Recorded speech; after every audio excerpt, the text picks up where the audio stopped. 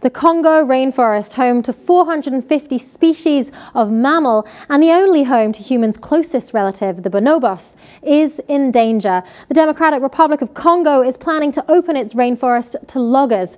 This is the world's second largest rainforest. It's twice the size of Texas, and it's at risk of being cut down as the DR of Congo plans to lift the moratorium that was placed on industrial logging back in 2002. Well, Congo introduced this moratorium on logging in 2002 on new logging titles. It was an attempt to regain control of the country's timber industry. It's been subject to a lot of illegal logging, a lot of corruption. This ban has remained in place for all these years.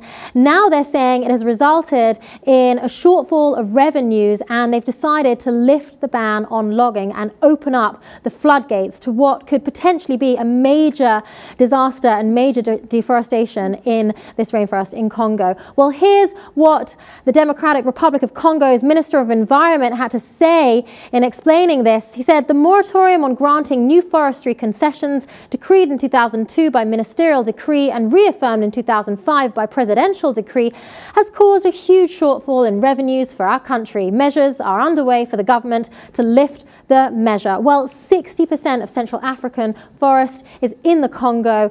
Devastating news for conservationists around the world. And it was only last year in Paris's global summit on climate change that the DRC said that they would preserve the Congo Basin rainforest and that this was a crucial part of trying to curb climate change. They have one of the 6 largest rainforest areas on the globe, and the fact that they recognize that this forestry is incredibly valuable and they see it as a resource, a stream of revenue instead of something to be protected is very troubling, Joe. But look, we've covered this before here on The Lip. The illegal ivory trade coming out of the DRC was one aspect, and now that internationally the outrage for that has sort of cut off the resource supply, they're coming up with new ways to government, to sanction something that could be considered legal but still make money. Poaching has, as you mentioned, been a big problem. We've seen a 60% decline in the Congo's elephant population, but deforestation,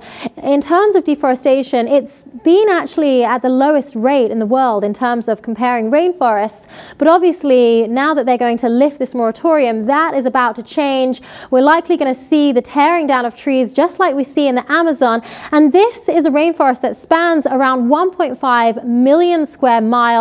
It's home to around 11,000 types of plants, 450 species of mammals, and also indigenous tribes. The indigenous tribe that is inherent in the Congo is the people are called the pygmies. The average height of a man is 4'10". Very interesting type of human in there, as well as all these mammals, plants. It's really devastating to hear that this kind of thing is going to go on, even despite what we are now learning about climate change. But it does seem that they are opening the floodgates not just to legal logging, but of course this will undoubtedly open the floodgates to illegal logging and further corruption in this area, which has already been troubled by 32 years of dictatorship followed by wars.